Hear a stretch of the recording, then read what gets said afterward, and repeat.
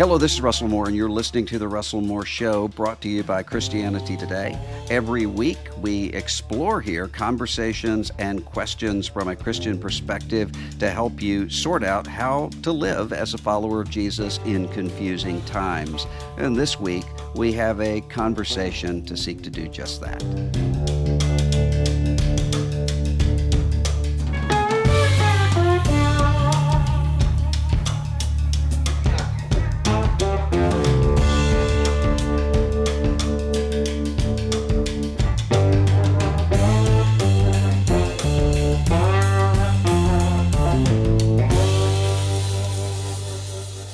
I have heard more about the episode that we did with Jonathan Haidt a few weeks ago than anything, maybe the most of anything here on the Russell Moore Show, because I think he hit a nerve. Yeah. And the interesting thing to me is that I was hearing both from sort of parents of Gen Zers and from Gen Zers. And the Gen Zers were asking, how do we navigate through a time like this when this is all that we've known? And the parents of Gen Zers were saying, help me to know where I'm just clueless about what's happening with my kids or with the younger people in my church or the person I'm mentoring or so forth. So today, I wanted to follow up that conversation with a Christian voice who's been thinking about these things for a long time. Kara Powell is the Chief of Leadership Formation and Executive Director of the Fuller Youth Institute at Fuller Theological Seminary in Pasadena, and co-leading a new project that we're going to talk about a bit later called 10 by 10, which is seeking to address the situation of young people leaving the Christian faith. She has a new book, came out just last month, I believe, along with two other co-authors, called Faith Beyond Youth Group, 5 Ways to Form Character and Cultivate Lifelong Discipleship.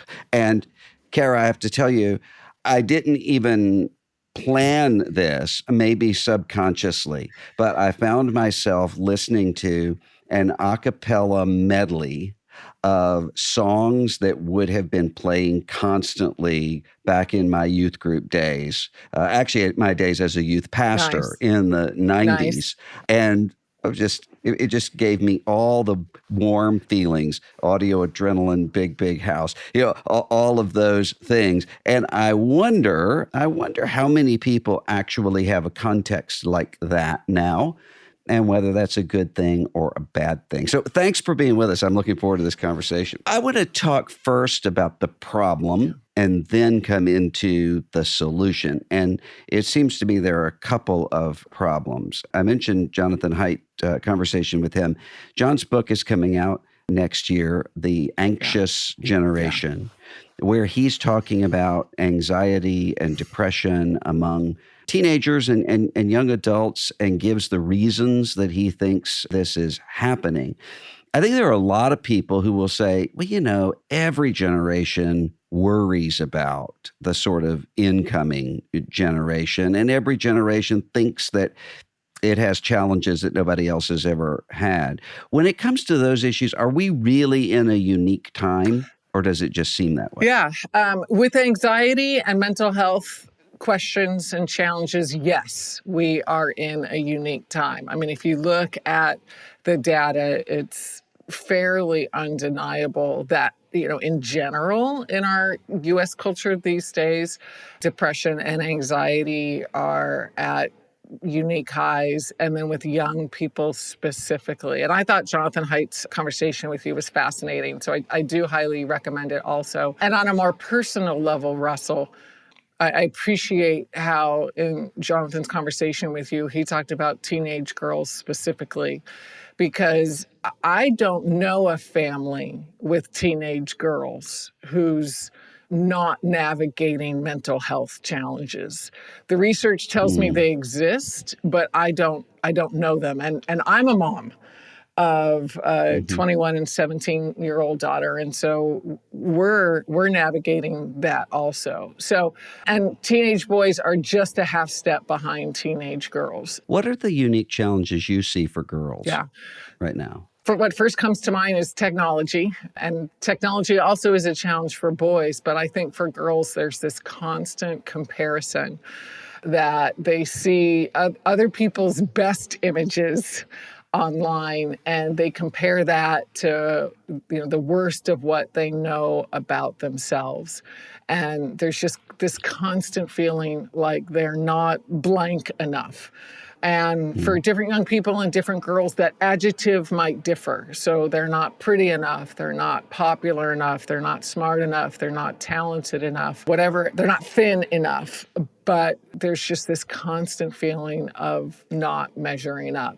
So I think that's something unique for teenage girls. I think both teenage girls and boys, compared to when you and I were maybe in high school, if you or I weren't invited to a Friday night party, we maybe Hmm. heard about it on Monday. Whereas for young people today, if they're not invited to something, they literally see it unfolding in real time on their device while they're by Hmm. themselves in their rooms. So technology has definitely created some unique stressors for both genders and especially girls. How about for Christian young people? How does this show up, for instance, in a youth group or student ministry context? I mean, I went through a very significant time of depression as a 15-year-old, but nobody knew it. Yeah, I mean, nobody knew it except my youth yeah, pastor, but nobody else did, and I don't think anybody else could have. It wasn't that they weren't paying attention; it's just that I was a really good actor in yeah, covering that up. yeah, And so I wonder, how is that showing up in church yeah, contexts? yeah. Well, a lot of it absolutely is just as common, sadly, in faith communities than it is in non-faith communities or in other contexts. What comes to mind as you were talking, Russell, and talking about yourself at age 15, and thank you for sharing that, is a church that we've been tracking with, and I think they've done something really innovative where when it comes to mental health, the youth pastor was inspired by a young person who came to him and said, everybody I know is either dealing with stress or anxiety or knows someone who's dealing with stress and anxiety. And so the youth pastor Hmm. had a really a brilliant idea, I think, is let's train our young people to know how to respond to their friends.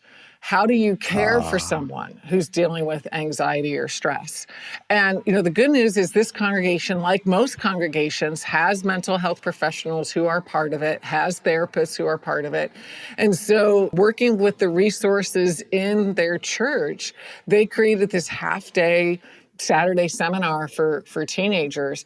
The local schools heard about it. They started promoting it. So youth group kids were hearing about the seminar at their mhm. church from their English class, because this idea of how do we respond to our friends who are struggling really hit a chord. And of course, this youth pastor knew that the vast majority of those who showed up to get training for a friend are also dealing with anxiety and stress. And so there were counselors available.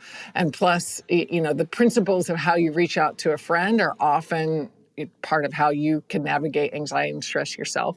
So in the midst of this pandemic of mental health challenges, there are some churches that are real bright spots in equipping adults. It was both adults and students who were part of this seminar, equipping adults to know what to look for, equipping kids to know how to handle their own stress and be a safe place for others. That's really an Yeah, ingenious way to do it, because there are a lot of people, not just young people, people in any age group, who are really reluctant to go to something about helping them with a problem that they have, often irrational shame about.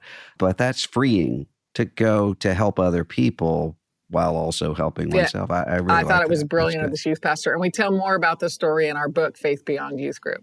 You have the book that has just come out. You also have the 10 by Yeah. 10 project, which launched on October the Yep. 10th. One of the things you're dealing with 10 by 10 is the fact that young people are leaving the Yeah. Christian faith.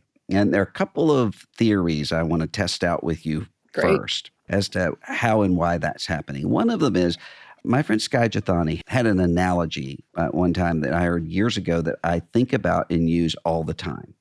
And it was, he said that there's always been this expectation of a license to license drifting away from the driver's license to the marriage license. If people get married, they start coming on back. And now, though, the period of time between those licenses is so great that people actually are habituated to new patterns in ways that they weren't before. And so that there are a lot of people who kind of are counting on, well, young people always drift away. They kind of sow their Rumspringa type idea, and they'll be back. And I have not seen that to be the case lately. Yeah. Well, I think this is a wonderful area of what we were talking about a few minutes ago of what's the same generation to generation and what's different. Because sure, you're right. You could think about driver's license to marriage license. And that is, the last few generations, at least. I can't go back throughout all of U.S. history, but the last few generations, sure, there's been that drift. But the marriage license is happening now in later 20s, not earlier 20s, if at all. And so, what I like to say is the ruts of choices that young people make as adolescents, as 20-somethings, they're just deeper and deeper then. And it's harder to leave those ruts, even when you get married, have kids, and quote, settle down, which historically has been a time when, at least 50-ish% of those who had drifted from the faith community would return. So certainly, I think we can expect young people to not come back at the same levels because the trajectory's been set. Another related idea, and I've only seen a bit of writing on this, Russell, but it's been resonating as I've been testing it, so I'll share it with you, is that with this generation of, say, 20-somethings, we've heard about the nuns, those who have agnostic, atheist, or profess no faith, but there's a parallel group called the ums. The ums. And the ums are those, especially young adults, who have a background in the church. But if you ask them, are you going to church now? Is their initial response? And not really. I kind of drifted during the pandemic, et cetera. So I think that that season of is getting longer and longer, and it's going to get harder and harder for them to return to the faith community, most likely. Do you think the eventually tips over into none? Probably, but I can't say for sure with research, but for a large portion, yes, they won't return. What I'm hearing more and more these days, Russell, and that is the lack of trust young people feel in institutions in general and the church specifically. In the last 6-7 years, for a variety of reasons, for the conflict that they've seen in the church, for the way they've seen the church be honestly unkind, for the way that the church hasn't cared for them. There's some very disturbing data. In fact, some of the most disturbing data I saw during the pandemic is from Springtide Research Institute that said only 10% of 13 to 25-year-olds heard from a leader in the faith community during the first year of the pandemic in the U.S. Are you serious? And that's any faith leader, not just Christian, any faith leader, Islamic, Jewish, Mormon. Only 10%. So with all that we've been talking about relational ministry, now when you poll Christian young people, the percentage was higher than 10%. It was a whopping 12% of 13 to 25-year-olds who profess to be Christians. So yeah, I don't know if I'm more sad or mad by that data, but I think adults haven't been there for young people, and that's violated trust. So I think that there is I just went hiking in the Grand Canyon, and I was talking later to somebody about trust, and she said, it's like there's this Grand Canyon gap of trust between this generation and adults in general, institutions in general, and the church that is pretty large. And we have our work cut out for us to regain that trust. I think there are some people who would say, well, it's an especially cynical generation, and that's where the lack of trust would come. And then I know there are a lot of people who are Gen Z Christians who will say, no, we're really not Yeah. cynical. We really do want to trust. We just have reason to believe that we Yeah. cannot. And I actually think the Gen Zers have the stronger Yeah, argument yeah, there.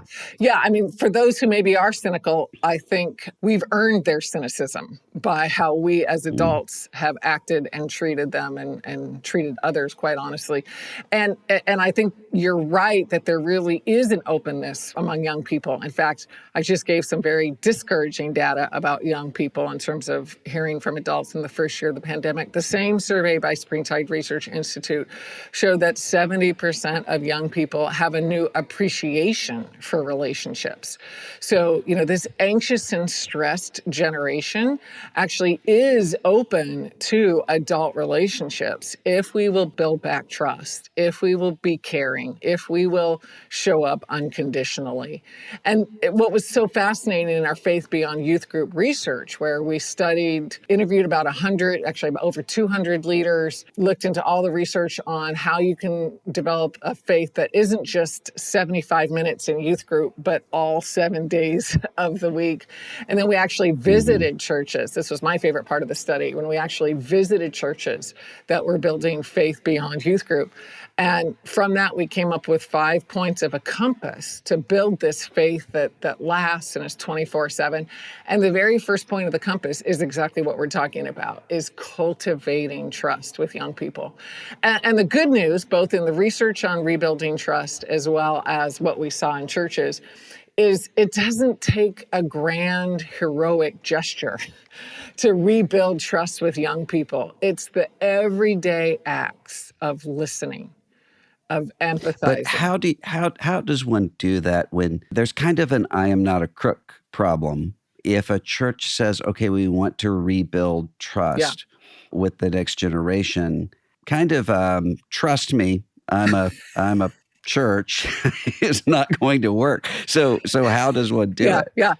What we saw in terms of how churches are doing it is they were building relationships with young people. So for adults in a congregation to make an effort to get to know young people's names in their church, for an adult to ask a young person when it feels organically appropriate, hey, how can I be praying for you?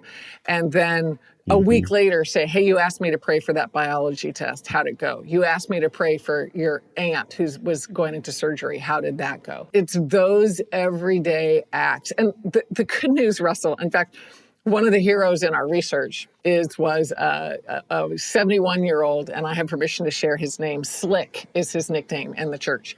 And Mm. Slick has been a youth ministry volunteer for quite a while.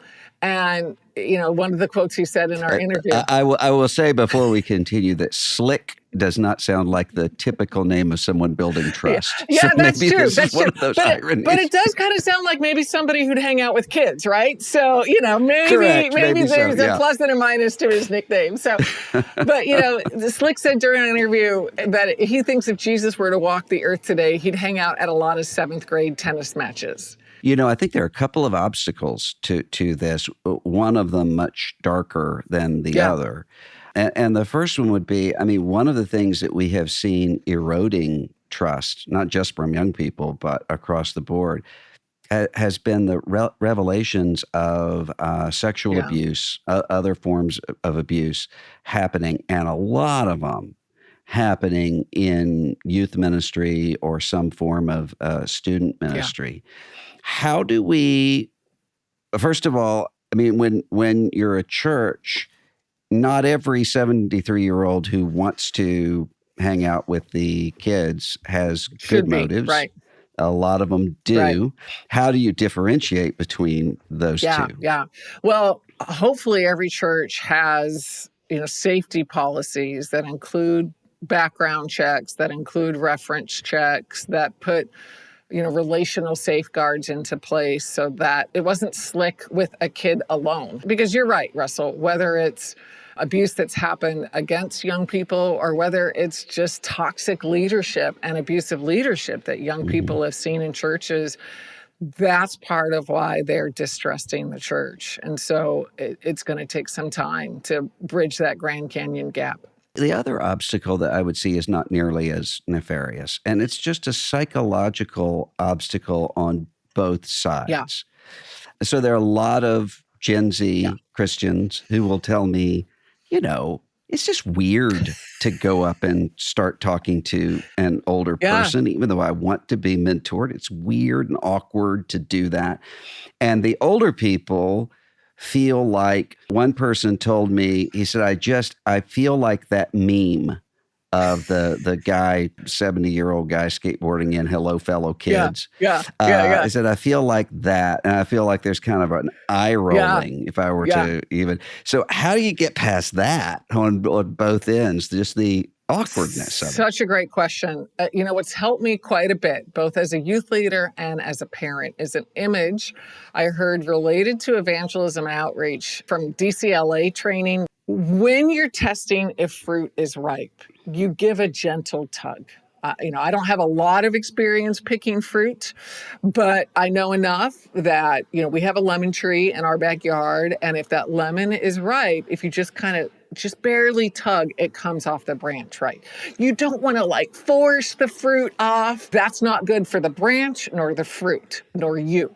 But if you give that gentle tug, and I feel like that's a lot of what intentional adults do with young people is you take a step forward, and if the young person backs away, then don't take a step back necessarily, stay there, but you don't have to take another step forward. You've given a gentle tug and it's not working. It feels forced, there's the eye rolling, whatever it might be. And I know you're parenting adolescents and young adults too. There are those moments where you're talking to your kid, your stepkid, your grandkid, and they're open to a conversation. And all of a sudden you're going deeper than you thought you were, whether it's a question about race or finances or faith, whatever it might be. And then there are times where I at least try to have a conversation, and I get met with a fairly, short response, and my kid's distracted and I can't go any further. So, but I try not to back away, but I just wait until there might be another opportunity and I try again. So that gentle tug imagery, don't force it, but don't let our fear of young people keep us from trying to see if they're ripe. I think young people are far more ripe for caring, trustworthy adults than we tend to assume. How about the other direction? If there's a Gen Zer who says, I do want older people in my life, but I don't know how to get that in my church. Yeah. Well, the good news is that hopefully there's a church leader who can help you with that. And so if that's you and you're listening to this, or if you're an adult who a teenager or a young adult who would love some mentoring relationships, then point them to a pastor, an involved congregational leader at your church. Some of what we're seeing a lot of churches do is mentoring by vocation. So, if the young person wants to be an architect or an engineer or whatever they might want to be, then can you connect them with another adult at your church who's living an integrated faith, who's also in that vocation? So there's some creative steps that can be taken. But for that young person to reach out to an adult they trust and ask, hey, who might be another adult that you can connect me with, I think would be a great step forward. One of the things you and I have talked about offline, as they say, is something I'm really concerned about, which is the subject of youth pastors and youth leaders themselves. Because I know when I was a youth pastor, I was not aspiring to be a youth pastor. I was aspiring to be a pastor. That's what I was studying for. And all the other youth ministers in my context were in the same situation. Yeah. So I rarely see a retirement party for a youth minister. And so you have that. And those are the churches that, at least in my world, that had enough resources to actually have youth pastors. It's even worse in ones where it's just somebody who volunteers. So how do we equip those people, those youth leaders, youth pastors, and others to be able to lead in this direction when, for a lot of them, The big pressure that they have is Yeah. numbers. They're going to be coming back at the end of the year, and the senior pastor, and if not the senior pastor, then the board, if not the board, and people in the congregation are going to be looking and saying, how many teenagers did you have Yeah. last year in this youth Yep. ministry, and how many do you have Yep. this year? And how happy were their parents last year compared to how happy are their parents Yeah, this year? which usually translates How does into how one many break that? complaints did I get this last year versus this coming year. Yeah, exactly. It's usually measured by Correct. complaints that a supervisor or senior pastor receives. Yeah, Yeah. yeah. Well, Yeah. I love talking about assessment and ministry, Russell. And you're right. Attendance is what we default to. I don't have any huge objections to attendance. I mean, I do think if a kid can sit for 75 minutes or attend a Zoom small group, that's not like the best measure of spiritual maturity. But I don't think it's worth the battle to try to not measure attendance. So I would say keep measuring attendance. Like that's not. That tells us something about what's happening. But what we regularly invite youth leaders to do is to add additional metrics to that. And so what is important to you is maybe it's connections with families. And so can you track how many of your kids' families have been contacted by a caring adult, whether it's you or a small group leader or another volunteer? Can you track how much young people are serving in the church or serving in the community and compare that year to year? Can you track how many young people can identify 5 adults outside of their family who are part of their church who they know by name? Can you track on the other side adults? How many adults can name 5 young people who aren't part of their family by name?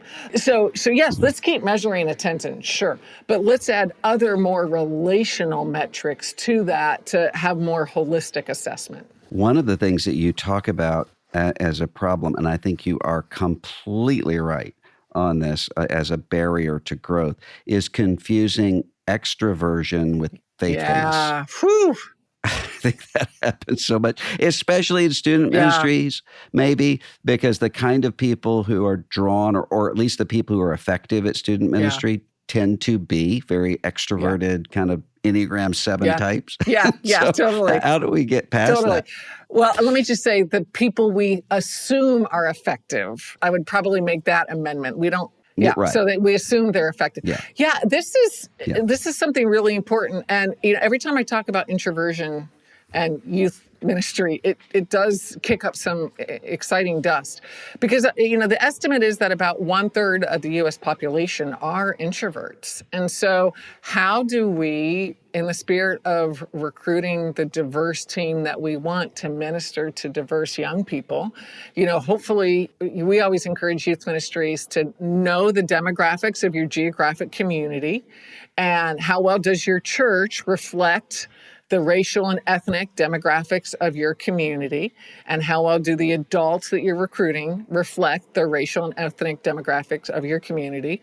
And similarly, if about 1/3 of the U.S. population, including young people, are introverts, then are you recruiting those kind of adults who won't be the kind of adult who will stand up and lead a crowd breaker or a game or an activity, but they're the kind of adult who will sidle up next to that 9th grader who's come 3 times and hasn't really connected with anyone yet, and just have a meaningful conversation before or after youth group. And so absolutely recruiting that kind of adult, and then being really mindful of the kind of structure that we create in youth group. And this is one of the other 5 points of the compass for us in Faith Beyond Youth Group, is how are we teaching actually for transformation, not just so that students sit and listen, but so that students can engage and process. And one of the mantras that I'm trying to live out, both as a parent and as a leader, is when it comes to young people, never make a statement if you can ask a question instead. So instead of making a statement to a young person, can I turn that into a question that creates some dialogue? Now, with introverts, that needs to be a small group. So, some of us love leading a whole youth group discussion with 15 kids or 100 kids, whatever size the youth group is. Well, maybe we need to think a lot more about threes, fours, and fives and how we create those kind of small group dynamics so that the introverts feel like they have a place where they can process. You talk about the difference between ministry on its own and a ministry that's geared toward transformation. How does a church or a ministry, a group of people, first of all, evaluate whether or not they are actually doing that toward transformation? And especially when a lot of it you have to see over this long period of time. And how do they move toward it if they're not?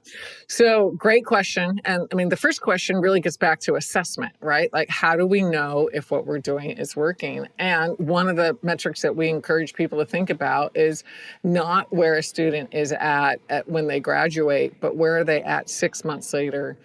Honestly, even tracking 6 months later is pretty indicative. If you can go a year or 2 or 3 years, that's even better. But usually a student's trajectory by Christmas of their first year outside of high school, whether they're in college, the military, the workforce, usually have some sense. So I would say Christmas is coming up. And where are your graduates from this past May or June? And what does that tell you about what kind of transformation is happening? The other thing I'll say that's really resonating from our Faith Beyond Youth Group research that we just did is how important it is for youth ministries to actually practice what we're talking about together. You know, again, so much of youth group tends to be sitting and listening. How can we actually engage young people and use their muscles, whether that be actually, say, serving, actually doing something in the community, actually living out their faith, or if it's just even having a discussion, because sometimes all we can do is discuss things, but have a discussion that's really grounded in what's happening in real life today, whether that's what's happening with the battles in Israel and Palestine right now, or whatever it might be, and what it looks like to be a Jesus follower in the midst of that context. So Reggie Joyner from Orange is a good friend of mine and Fuller's, and he has this great statement. He says something like, a kid may forget what I'll teach them, but they'll never forget what God does through them.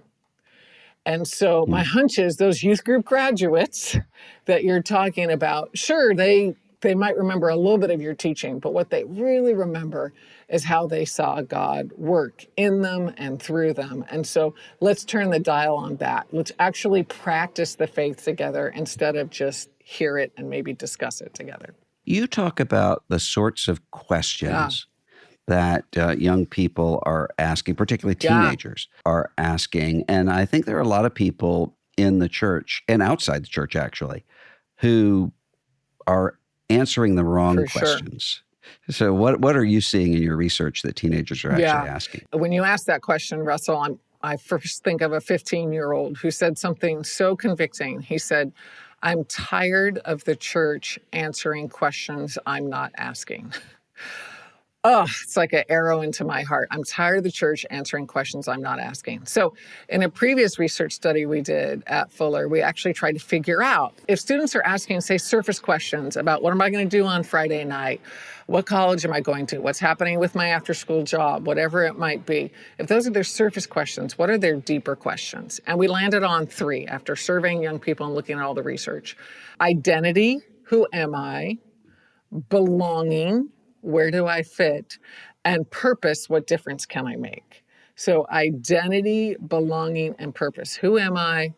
Where do I fit? And what difference can I make? And I would say these are questions that all of us deal with. These aren't just young people questions. These are people questions. But in times of transition, these questions are at like a rolling boil. And so for those under 30, often in ongoing transition, these questions of identity, belonging, and purpose are just boiling. For those of us maybe over 30 or in less time of transition, they're more at a low simmer. So, as a parent, when I look at my kids through the lens, my kids are 23, 21, and 17, through the lens of identity, belonging, and purpose, if they're doing something that doesn't quite feel like them, if they're acting in a way that feels a little askew from who they normally are, if I stop and take a step back and ask, okay, are they hungry for identity? Are they trying to find a sense of belonging? Are they trying to find a sense of purpose? It's like the penny drops, and all of a sudden I understand, oh, that's what's motivating them, which helps me then as an adult better come alongside them, better. I love the Catholic phrase used so much in mentoring these days, better accompany young people in their own journey. And so whether it's kids in my family or kids in my church, looking at them through those three questions has been game changing for me. How do you also, it seems to me that Jesus is often answering questions that are being asked, but also often pointing to the questions that aren't being asked but should be. So the lawyer who says, what must I do to inherit eternal life? The real question Jesus thought he should be asking in that context was, which one of these is the neighbor to the man who was beaten? And actually taking that question, who is my neighbor, and turning it around. How does one get to not just the surface level questions that people are asking, but those, how can I be right with God? So a framework that I found really helpful that we love teaching is three more questions that help in conversation. So there's the three fundamental questions of identity, belonging, and purpose. But when you're having that conversation with a kid, with a young person, what should you be thinking to help you ask questions and phrase questions for that young person? And those three questions are now, God, and how. So now, what is happening right now? Like, help a young person process what they're experiencing, what they're feeling. Then the God question, I think this gets at your question, Russell. Spiritual direction has been very meaningful to me. And really at the heart of spiritual direction is this question: what is God inviting us into?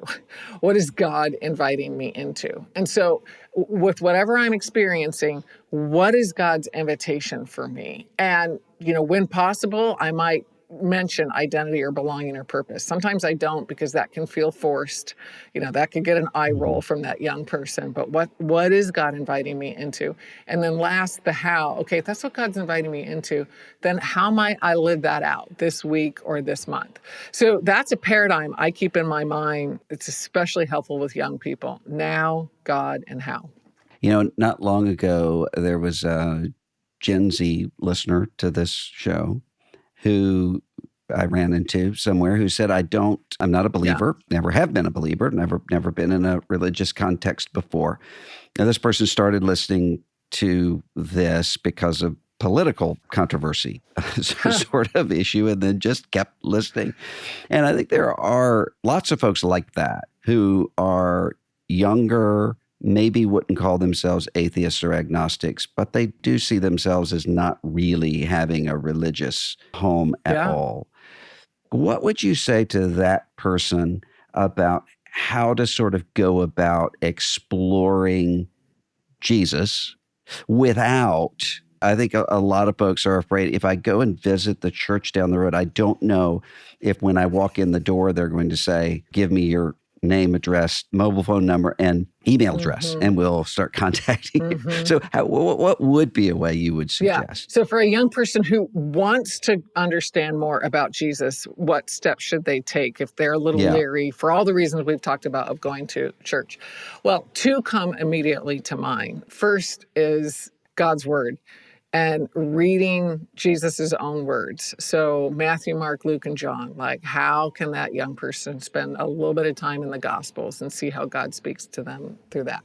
The other thing that comes to mind is I have a theory that I have no data to prove this, okay, but this is just my theory, that I'm a researcher, so I hardly ever say every, but we'll just say most every young person in the U.S. knows a Christian adult, whether it be someone in your family, whether it be someone who comes into the fast food restaurant where you work, whether it be a neighbor, or whatever it might be.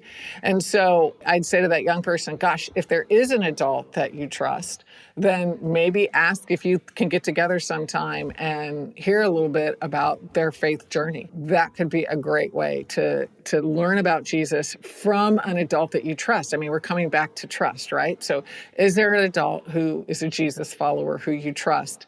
And how do you spend a little bit more time with them and have a slightly more intentional conversation with them? Now, you're leading a major initiative, the 10 by 10 initiative. What does it do? And how does somebody, I mean, I think there are people probably who are listening to this conversation who will say, my church, we really want to do the things we're talking about here, but we don't know how to.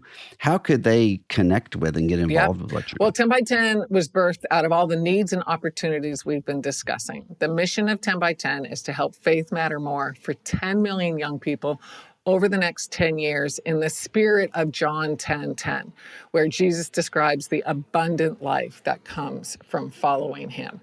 And so when you were talking about bivocational, volunteer, busy youth pastors, that's who 10 by 10 has in mind, for that leader who's giving 3 to 5 hours a week for youth ministry. If they can do 5 to 30 minutes of training a week, what would we want to offer them? And so we have been able, God has been able to gather over 100 denominations and organizations who are saying, we want to be part of this joint movement geared to serve leaders. And so whether you're a youth leader, whether you're an active congregational leader, senior pastor, visit 1010.org, 1010.org is the easiest way to get there.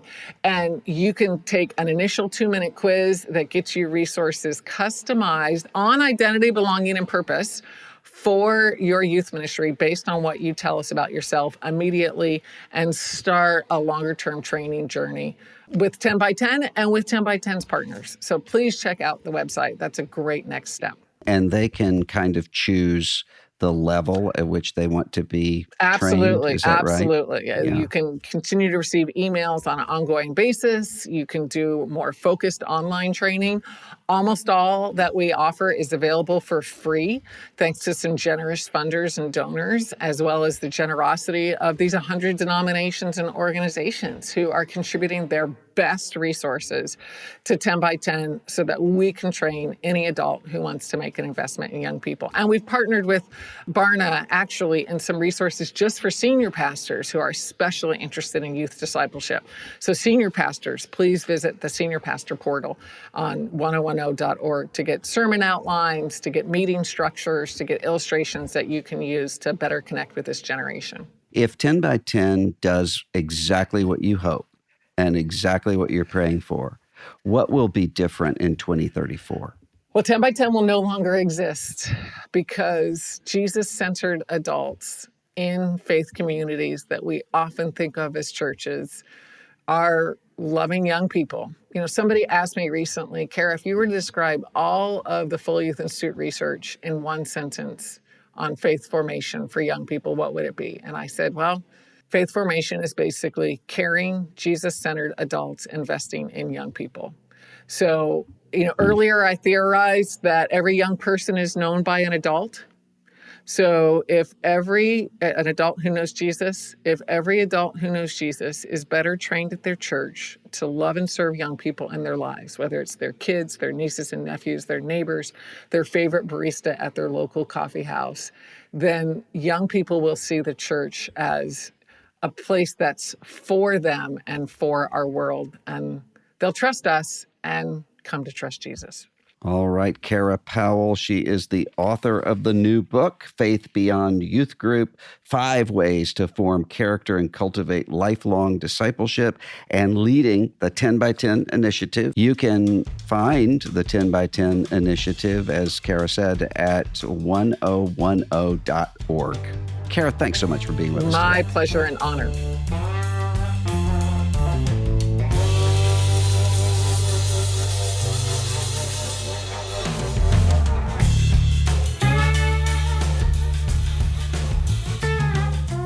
The Russell Moore Show is a production of Christianity Today. Executive producers are Eric Petrick, Russell Moore, and Mike Cosper. Host, Russell Moore. Producer, Ashley Hales. Associate producers, Abby Perry and Mackenzie Hill. Director of Operations for CT Media, Matt Stevens. Audio engineering provided by Dan Phelps. Video producer is Abby Egan. And the theme song for The Russell Moore Show is Dusty Delta Day by Lennon Hutton.